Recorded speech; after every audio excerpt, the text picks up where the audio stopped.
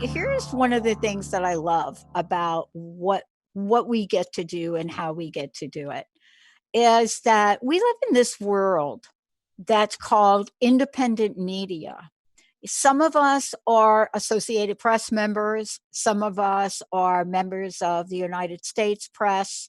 Some of us are not. But here's what I love about the world we live in. And so yesterday, our president, excuse me, not our president, our governor, our governor who wanted to be president, Yeah, he uh, made a good showing. he not only that, he gave a completely new landscape for what it means to Mhm. initiate a green platform. But he did something yesterday that I think a lot of people really thought he would do sooner. But he did it. He gave our state 48 hours to prepare for a shelter in place. It's such a really interesting term, sheltering in place. But many of you have been emailing us and have been asking us, what are we going to do? And today, we are going to do business as usual. And the reason we get to do that is because there are several reasons. One of them is that we're still working on what that means for us. And there are a couple things I want to be really clear about. We are considered independent. Some of the networks we're on are FCC regulated. But what Governor Inslee, and not just Governor Inslee, but this particular set of instructions is what California is using. It's what many other states are using. And what I love about what they did, and this is a first for all of us, but my guest today can talk to this energy for sure. Uh, this is what they did. What they did was they put an instruction in place that represented the contemporary times we live in. You know, today, Monica Bodirsky is joining me here today, and we're going to talk about the Shadowland Tarot. But as we talk about this and what we talk about and the symbolism of what she's created and what we see when we see shadows or what that comes to mean is, for me, it gets us to really look inside. Now, finishing up this little story about the guidelines, which of course I have in front of me, um, they make it very clear that when it comes to communication, and this was what literally I think shocked me and shocked a bunch of people. When it comes to communication, they left the door open. And what they said was that we now live in a different communication age. And once upon a time, it used to be the communication age we lived in was very, very simple. You had a telephone, there was a telephone company, they ran the entire phone system. Smartphones didn't exist. Everything was regulated by the FCC. So, what that means is if this instruction today indicated only, FCC only networks would be available, then you have to ask yourself the question, how about cable companies? How about live streaming companies? How about companies like Hulu and Netflix and Amazon Prime? And what they didn't do is they didn't say that. And they came out with a set of instructions that basically said, here you are. And this is what gave us, or at least gave me, a sigh of relief before I sent a text message to one of our state senators last night. Here's what it does. Workers at independent systems, workers who support, this is the language, and I gotta love this, who support radio, television, newspaper, media service, including but not limited to frontline news, reporters, studio and technicians for news gathering and reporting, and workers involved in the printing and distribution. So, what they came out and said is we need information. Now, at this point, for us as an independent network, a global network, but also a regional network, we are going to look at what we have to do. But this is today about making conscious decisions. And that's what we're here to talk about in both of the shows today that I'm doing is what does it mean to make a conscious decision? What are conscious decisions? And what is it about the symbolism of what folks create? Someone like my very special guest today, Monica. What is it about symbolism that calls us to look beyond what a document like the one I was reading comes to mean? Because according to that document, every one of us that is profit, nonprofit, independent, NPR, or other stations that are out there, people that are bringing news, what does it mean to us? But what is the symbolism of making sure that our communication channels are open for everyone and not just a select few? Monica, it's great to have you. Welcome to the show. Thank you very much. It's a pleasure to be here. Well, one of the things that I want to really talk to and address is that, you know, what you've created, and we're going to talk about the Shadowland Tarot. When we talk about the Shadowland and we talk about the Tarot deck, you know, what we're looking at is there is an idea of symbolism that we have to who we are in life. But then there is another aspect of who we are in life. I want to ask you about what you've created, right? And what is it about this particular deck that gets at the underpinnings of who we are? Well, thank you. I think I created the Shadowland Tarot for that reason. My personality has been one that I've always been very interested in the unseen. I come from a very intuitive family. We'll put intuitive in air quotes. And they used to do things such as dreaming true, which is a gift and or just an aspect of my personality, whatever you prefer to call it. And so I've always looked at things that perhaps other people haven't seen so much. It's followed through to my career as an artist and my interest in semiotics and symbolism, because it speaks volumes, I think, and transcends language barriers. I've always been very much into equity and accessibility as well. And symbolism seems to really cut through a lot of barriers. It just does. When we see a heart symbol, we know what we're talking about around the globe. So I think my love of symbolism and my personality of shadows, and perhaps I've even felt very much that I communicate with shadows and the unseen. I'm also very introspective and looking at our own shadows psychologically. It's a Jungian theory that we have those aspects of our personality that are referred to, or he referred to as shadows, that we don't readily acknowledge or we're not even aware of. And yet, if that is part of who we are, frequently we inadvertently project those onto other people around us.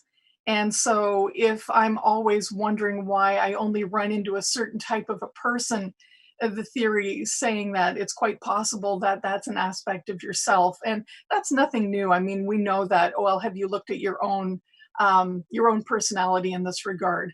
But I wanted to delve a little deeper because I've been reading tarot for over 40 years now. Yeah. And I wanted, and I started doing shadow work many years ago with tarot, but I couldn't find a deck that was addressing this specifically. And being an artist, I thought, this is it, just everything coming together seems to be a match made in, whatever heaven you may believe in. So I decided to create this deck, and I did it consciously with art that is light-hearted because the topic is kind of heavy. Well, isn't that interesting, right? I was thinking about Carl Jung the other day. I love reading about Carl Jung. I always have, even before I actually knew who Carl Jung was and what he has done, right? And I remember seeing a picture of him sculpting rock, right? That was his hobby. He would like take a chisel out, like bang into the rock, right? And I was thinking about this, and I was thinking about, how that is a metaphor sometimes for literally trying to reveal or unveil, what that is inside of us. But there has not much that has ever been gained from not looking at the multidimensional nature of who we are, shadow or no shadow, right? I mean, the depth of understanding of who we are can get to us in many forms. But I will tell you that I have the deck here, and um, one of the things I was struck by about the deck, and we're going to talk about this more, is I was struck by the gold border around the cards. And I was really, really struck by it, but for two reasons. One, you don't see cards being developed this way anymore. Right out of the gate, that's what I noticed. But they give the deck a different energy. And I'm just curious about what thought went into that. Well, I have to be perfectly honest. I was pleasantly surprised myself when it came up with the gold edge. I have to give credit to Red Feather Mind, Body, and Spirit, and Brenda McCallum, the designer, who I guess chose to do that, and I was very, very happy with that. I think originally we may have discussed having a black border around the cards because a lot of people take markers to tarot cards to color in the borders themselves. And I thought maybe some color would be nice, but I have to give them total credit for coming up with that gorgeous gold. And it really works. It may not have occurred to me, but when I look at it, I was so happy when I got my own first copy of this and thought, oh, I love that. I love the edging. So I'm glad to hear you enjoyed it as well. And the reason that I want to talk about it, and we're going to take a short break and come back, is because there's an energy about it. You know what I'm saying? I can't tell you how many tarot decks that I've picked up over a 16-year career, right? But there is a certain energy about the deck. And then what I found interesting is as I looked at the deck, and we're going to talk about the deck itself, I was fascinated by how drawn I was not to shuffle it. When we come back, I got to figure out what that is about. For those of you out there, we also have one copy of the Shadowland book and tarot deck when we come back, because my very special guest joining me here today, the genius behind all of this, Monica Bodirsky. When we come back, I'm going to make sure you have Monica's website, that and much more. We'll be right back.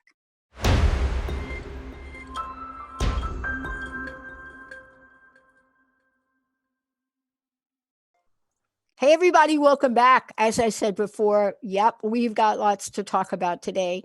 For those of you out there, I want you to know that we are taking your calls with questions. And, what the questions are about are really general questions. We're going to show you today how the Shadowland tarot work, how they work. And there are a bunch of things we're going to step forward and look at as Monica does take us on a journey, not only about the deck, why it's different, but about how it works. How do we look at the nature of shadow in a way perhaps we haven't done before? the drawings are really lighthearted, although I'm just telling you, I'm like fascinated with a couple of them here in a lot of ways. Um, but what we're really going to do is we're going to take some real live things. And as we go through the show, we're not only going to talk about them, but we're also going to see how this approach is so relevant to the day and time we live in. Monica, let's talk a little bit, but before we do, how do people get their own deck, right? Wow. How do folks get their own deck Yeah. and find out more about you? Okay, thank you, Dr. Pat. You can order the decks, as far as I know, through Amazon. I hear that things are a little backed up right now, so it might require a little bit of patience. Yeah. People have told me they've ordered at Barnes and Noble, Yeah. and it is distributed through a lot of bookstores. And depending on the timing of when those shops may have ordered the deck, I'm not exactly sure how distribution is at the moment. So people might need to be a little patient. But I would just look online at Amazon or Barnes and Noble, or even ask a local bookstore if they're not all closed where you are. Still, online is probably your best bet right now. Yeah. Well, let's kick it up in the spirit of Carl Jung, if we could, because you mentioned Carl in the book, and he certainly has been a favorite of mine for like a really long time. I have two real favorites that I point to, and I don't mean that they're favorite because I like them. There are actually three. There are three different individuals out there. When I was given copies of their book, it literally changed my life. There are some people when you hand somebody something and they read it, it touches them, right? But Jung was important to me because he spoke to parts of me that I was ashamed of ever speaking about out loud. And he called them, the shadow self, those parts of ourself we dislike or we'd rather ignore. And yet, when I was able to start looking at those parts of myself, the revelation I got and the acceleration of transformation to myself and my life was really unprecedented. What does the shadow reveal to us so deeply and so powerfully that most people that experience this have the same outcome, sort of, I think? Yeah. Wow. Shadow work can be so different and extensive and be a lifelong kind of a learning process. And Yeah, boy. yeah, because I found for myself, I can only speak to myself in this regard, that so many different experiences I've had have brought forward different shadows I certainly never knew that I had. We can repress those things so deeply, and as you mentioned, part of that reason I feel is shame, embarrassment, or it's just too frightening to look at. I think we put a lot of fears into the shadows. We relegate those true fears there. Death and dying, things that are completely out of our control, that may not be as dramatic as that, but maybe that we feel are out of control for us, or that we're engaged in. It could be food, for goodness sake. We can have all sorts of shadows that we just don't want to look at, and then we stuff them so far down. And as you've mentioned, revealing them or peeling away those Peeling layers, away. Yeah. or especially shining a light on it, as I like to say, I live in the shadows and the light. As soon as you reveal those shadows, you know what? Our imaginations, I still feel this, are much, much worse than if we open that box and take a look at it and go, you know what? Now that I'm talking about it, or that I look at it, it's not that frightening. And I can have sympathy for my own shadows and shortcomings. And when we develop that kind of sympathy for ourselves and compassion for our shortcomings and acknowledge them, I feel that we do become integrated, and we are much more compassionate to other people.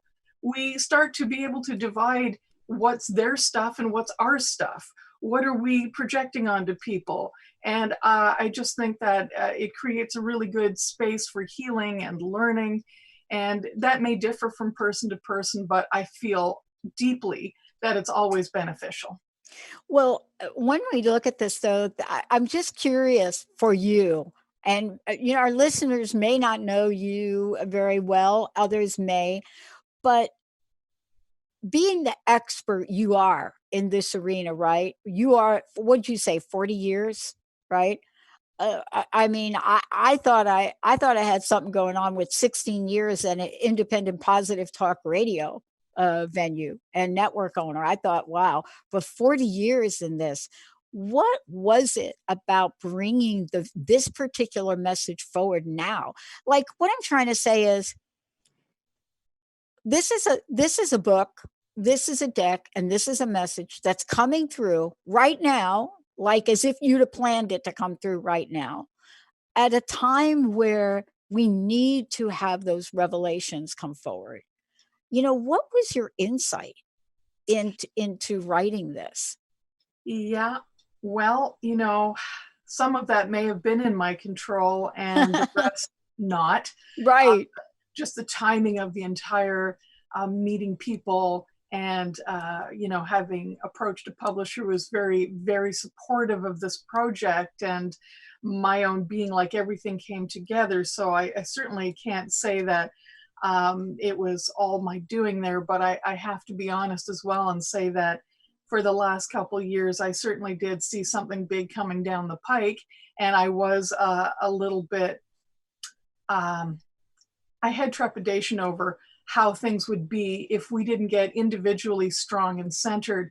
I mentor a group of women in my spiritual practice, and I told them all in November, I kind of, and I'm not normally like this. I'm a pretty easygoing person. I mean, I can be very intense and passionate about things, but overall, I'm not that judgmental. And if you don't do the work, that's okay. We all have things that are keeping us from it. But I did tell them in November, I kind of was a little harsh and said, if you don't get it together now and you don't get centered and look at your weaknesses and your strengths, you're going to have a really hard time when we face this very large thing that's coming. And no, I didn't articulate what that might be. I could tell you I was hoping it wasn't a lot of other things that may have occurred, certainly world wars and other things, but I did know that there was something large, and this kind of did chew at me for the last few years, quite honestly. And I know that this was probably it, given the very peculiar sense of relief once it was named, just like shining a light on this very large Yeah. shadow that we're facing. I know that when I felt, I thought, okay, that's what all of those feelings were. So I'm hoping that this deck can offer some insights, because it is a very difficult time. Well, we're actually gonna demonstrate how it's used when we come back from break. It's interesting about what we're being asked to step forward and become. That's my sense of it. I get challenged with that on a regular basis. What am I being challenged to step forward and become? And do I have, for me personally, I know I have this from the network, but do I have, me personally, the right people to work with me to become that? Because I find that, you know, if you have in your heart to bring something forward, and clearly that's what we're doing. We have technology right now that I've got requests on from AM FM stations on how can I come in and show them how to do what we're doing, like right now. Like this show that's coming across Transformation Talk Radio, the Dr. Pat show. It's also being broadcast and configured for multiple streams, about 60 or 70 other outlets, and it has an interface that goes through a third party that Olivia and Zach have learned to master, so that when it pops over in Facebook, it looks substantial. We have producers, the two of them I mentioned, that they are watching everything we're saying, every frame. They're putting graphics up, they're putting lower thirds up, right? It's a fantastic team of people. And the question that I get asked, when are you, Pat, going to come out from behind the shadows of what you've created and come out and be that crust busting Dr. Pat you were. That is my Carl Jung, Viktor Frankl, Brene Brown, right? Question for myself. When we come back, is the shadow side holding you back or is it firing you up? I got to thank Laura Meeks for sending me that fun video this morning. I wish I could get the lyrics to that thing again. I can't play it on Benny's station because it has a couple cuss words in it, but it is a very fun song. I'm going to try to figure out how to get off my private message to put across our station. It is a take on my Corona, that thing. Let's take a short break. We'll be right back.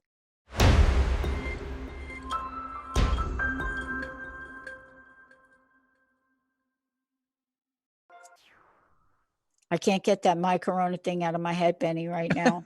Like, I know that that's like a spoof song, and I'm not making light of Is it the off of My tragedy. Sharona? Yeah.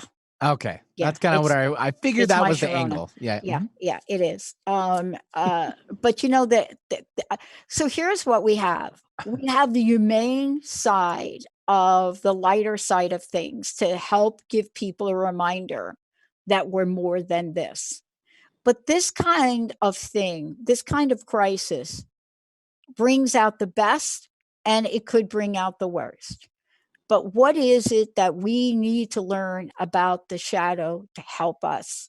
You know, my friend, Monica, my friend, I got a message from my friend in it's either Tennessee or Virginia, one of the places, right? Who said to me that every gun shop in the area is sold out. And I'm like, Supplies are limited. We'll just say that. yeah, right. And I'm thinking, wow, I wonder what the relationship is between toilet paper and guns, because they're both sold out. Thank you. And I can't give you the answer on air to that. My goodness, well, being a visual person, I just got an idea for another card. Thank you, Dr. Pat. Yeah, there we go. Toilet paper and guns.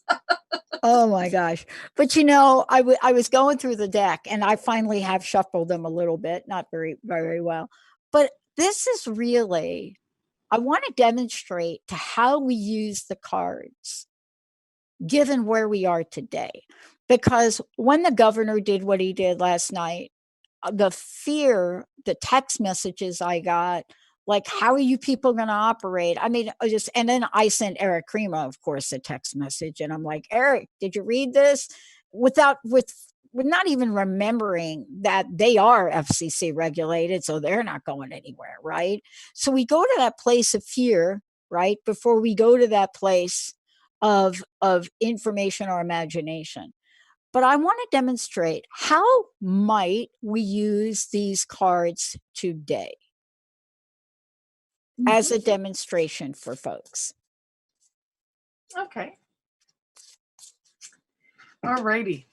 I'm just leaning forward here into the cards. I know I can't put them down. Isn't that weird? No, that's a nice thing. I know. I'm just like, I went to put them down. I don't know if you saw me. Like, I went to put them over here and put them down. And I'm like, oh no, bring them back. Good. Well, one of the things that I tell people in teaching tarot is that you do create a bond with your cards. Some people may not believe that, and that's fine. But for me, it's very true that the more I do handle my cards and keep them close to me, it seems the better the information or the easier access to the information. Wow. So what I've got here is the full deck. And I might, after shuffling, cut the deck and pull a card. And the card that I pulled right away is the Justice card. Okay, naturally. And I might pull another card, the Queen of Wands. Okay, and I have offered this to a lot of people as a very simple kind of a 2-card reading, in which your first card is discussing a shadow, and your second card is talking about a solution. or an approach that you might have. So you could look at that, and you can look it up in the book. There are reflection questions, there are suggestions, there's a little dialogue in there about the card. But being an artist and also an educator at an arts university close by, I'm trying to put the message right into the card. So if you just take a moment to look at the card itself, you'll see that it's a tree with an owl on top, and we have eggs on one side and the bird on the other side. And you're speaking of symbolism here. The owl is representing the wisdom. You know, the eggs that are on one side are potential, and the bird on the other side is already what's occurring. And your shadow in this case might be simple fear of not having justice served. So I would read that as a shadow of, if you're putting this in the position of what is your shadow, well, it's you're afraid that you won't be able to make decisions. Somebody may not make them properly. Wisdom will go out the window in this case because of panic. All of those things are disrupted, and a fear of lack of equity is really being talked about there. So looking at the Queen of Wands, however, as a solution to that, or as an approach, might be, you got to be the Queen of Wands here, people. The Queen of Wands is a wise lady. She's strong. She's tall. I mean, look at her. Gee, she's huge. Okay. She's a big person. She's a warm person. She's full of fire. She's full of energy. She's carrying that staff because it's a symbol of wisdom. She's had a lot of years here to figure this out. And you got to stand strong. You've got to look after your own home domain, because the queens are often about our realms at home, not necessarily kings. Beyond gender, for me, often symbolize the outside world and business, and queens very much about yourself, self-care, your own immediate environments. And it says you got to stay strong, because it's through that strength and perseverance and knowing that you've already gained wisdom, you're a queen here, that will see you through your fears or your shadows of equity not being achieved or justice not being achieved. So that's a really simple approach to maybe recognizing a shadow that you have, and a solution. This is so funny. Do you want to hear a story?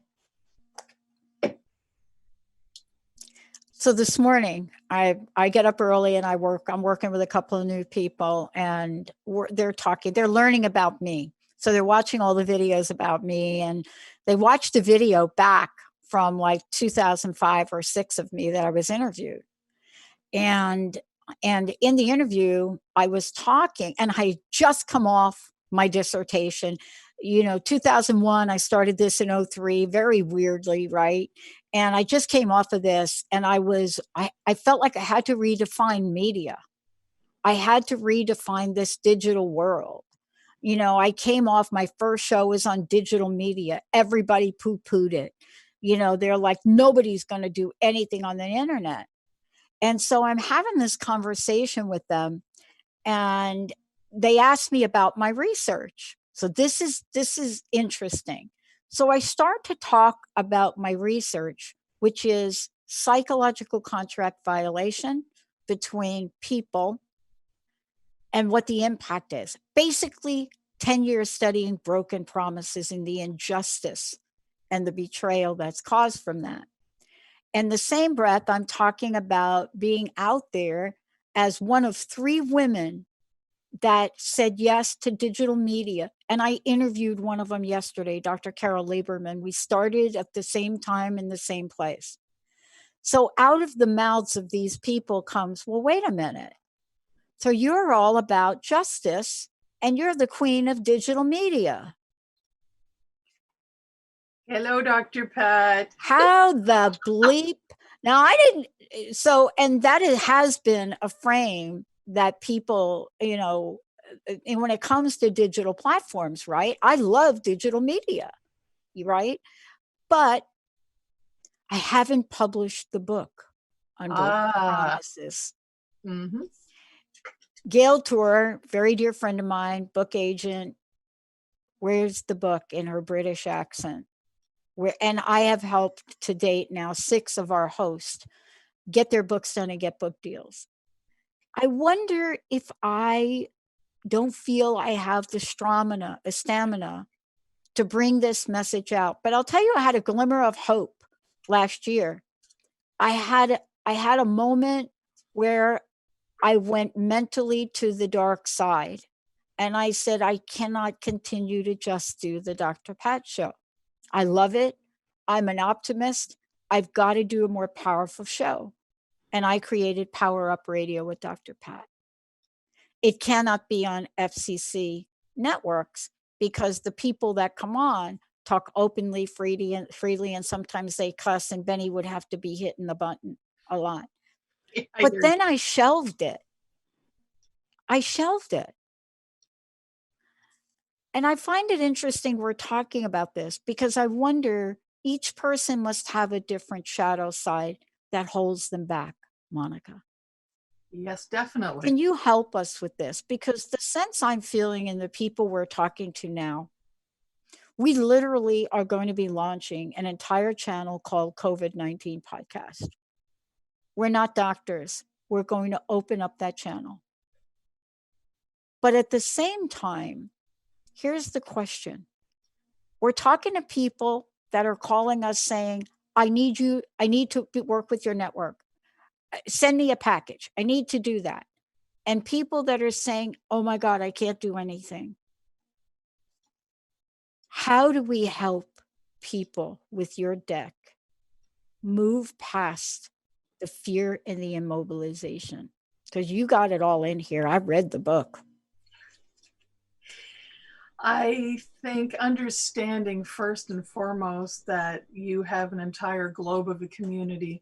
There isn't a human being that doesn't have shadows, multiple shadows and fears. And I have to be honest with you in sharing, while I do talk about caregiving and facing illness and death for 15 years within my own family, that certainly brought up a lot of shadows. Me too. Yeah, and it brings up a lot of fears and shadows.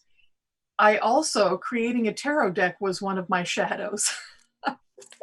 You know, many, oh yes. I'm supposed to put like my therapist hat on right now and say, Monica, tell me more about that, please. Right.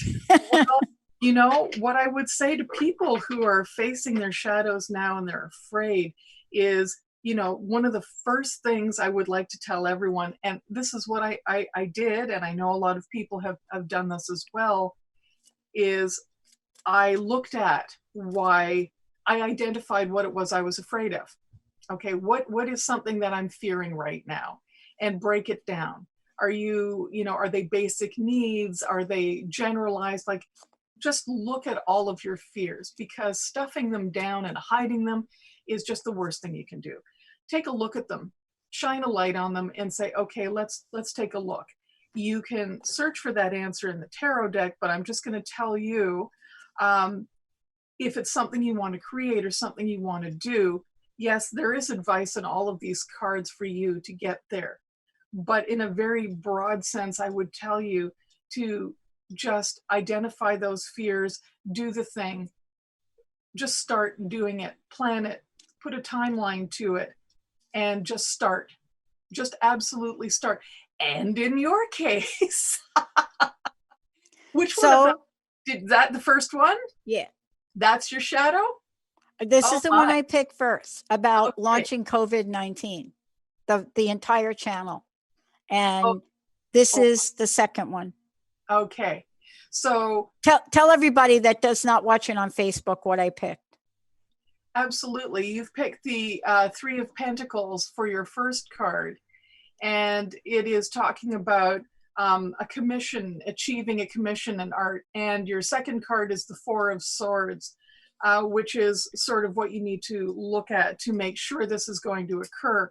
So the first thing is how you're going to build it, set a timeline, plan carefully, because that won't happen unless you have all of those things in line. Your vision, a plan, and then do it, okay, with a timeline. The second card that you pulled, though, is also asking you to take a really good look at not exhausting yourself. So with the message of not becoming exhausted, which the Four of Swords says you have to rest a little bit between things, is to ensure that the thing comes out and that you're not driving yourself to a stress exhaustion, worrying about perfection. So, That's it. That's why I haven't done it already. That's right. So, Jessica, if you're listening, you've got to put the channel up, COVID-19 podcast, because that's it. Because why wouldn't, if I grabbed, look, I have the domain, COVID-19 podcast, COVID podcast. We have the ability to put the channel up, a complete channel in 24 hours, by the way. Yeah. And I could have hundreds of hosts doing shows in an open forum. And I had this idea 10 days ago. There you go. It's not done. Don't Jessica, worry the bumps and bruises. get it up. Go for it. Just go for it. Do the thing. By the way, these are fun. The pictures are very fun. I was so surprised. I really was, because the first thing I saw was the gold frame. And then I started to look at the cards and I thought, oh my gosh. And there's one card that I related to from my childhood. And I got this card and I got fixated on it. Which one? Wow. Okay. From my childhood. Seriously? Yeah. I had somebody else tell me that too. I used to dream at night and I used to have these nightmares, and my way around nightmares was I'm still to this day a science fiction buff. I went to all the science fiction movies. I have all the comic books from everyone, right? And so in order for me to get through the night, I used to gather up all these crazy villain characters and make them my army. Right. I hear you totally. The Nine of Swords is showing a lot of, 9 spiders dangling over a sleeping person, in case anyone is not seeing that image. And normally there are 9 swords over people, but swords is an element of air. So symbolically, things dangling in the air that are frightening is where I went with that. And I think a few of us have had experiences with fears manifesting as spiders. And, I think for me, it just resonated as nightmare quality. So, well, thank you for sharing that. I think it's like Brenda. Yeah, she's great. Well, and I didn't even look at the cover. I mean, but here's the thing that I want to say about this. And I know we have a few minutes left, but this is the point to the book that we haven't talked about. What I haven't told you about this, Linda, Jessica, my friends, will tell you I make them crazy. Linda's came here and spent months with me, my producer. She actually booked you. We've been friends since 1972. If there is a spider that decides to come out, I will capture it gently and bring it outside. Yep. I cannot kill them. I will not kill them. And I pretty much got into the worst fights with Linda that I can imagine, because I wouldn't go get it. And then when I turned to take it out, it was gone. Oh my gosh. It's like, where did it go? And I'm like, I don't care. But this is something that could be so frightening. Yeah. At one level to people. Yes. But isn't the idea of facing our shadow to do just that? Yes, absolutely it is. And this is why I was approaching the cards with sort of a lighthearted look. It's to say, you know what? It's not that frightening. As I mentioned earlier, our imaginations do much worse. And when we actually look at our fears or shine a light into the shadows and look at it, we go, you know what? It's not that bad. I mean, I've had plenty of frightening experiences with spiders. I think right now there's something the size of, goodness knows, probably a beach ball in our basement. It's a wolf spider. And, it just backs up when it sees us. And we're like, we know you're there and we'll just go our separate ways for now. I'm not going to track him down and get him. And once I see that and I know it's there, it's actually not as bad as what I'm imagining might be living down there. We have very active imaginations, Yeah, we do. even if we're not artists or creative. And I just wanted to put these cards into a format that we go, okay, I'm going to chuckle at that quality in myself. Maybe I'll give myself a break here and others. You know, for example, if I had the Four of Pentacles, often it's about holding on to things too tightly or maybe being a bit greedy, you know, but there's this sort of a, you know, gnome hanging on with a crazy leer on his face. Haven't we all been there? So maybe we can relate to that and say it's not so horrible after all.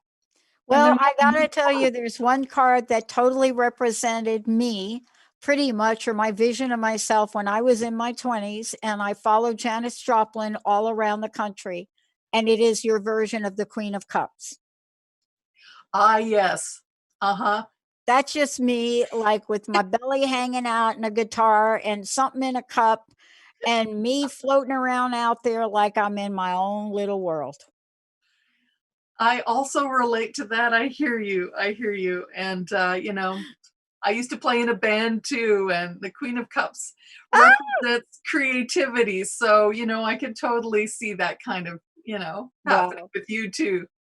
Well, look, I want to thank you for today. Again, how do people find out more about you? Because, you know, during a show like this, we can't do full readings, but, you know, the cards themselves, and we have a deck of, well, the whole set we're giving away today. But the other thing is, how do they do consultations with you? All of the above, awakening, visioning. Let's get people to get to know you a little closer here. How do they do that?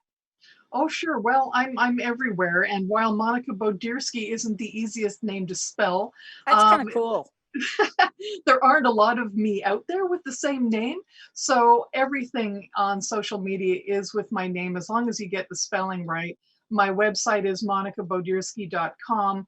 I'm on Facebook as Monica Bodirsky Design and Monica Bodirsky. I just started a Shadowland tarot group. Um, Wow. because I'm doing an online launch now, we are in a bit of a lockdown here. So rather than doing a signing in a bookstore launch, I'm going to do it virtually through Zoom. So you can join that group if you like. You just need to friend me and request it, because for the moment it's a private group.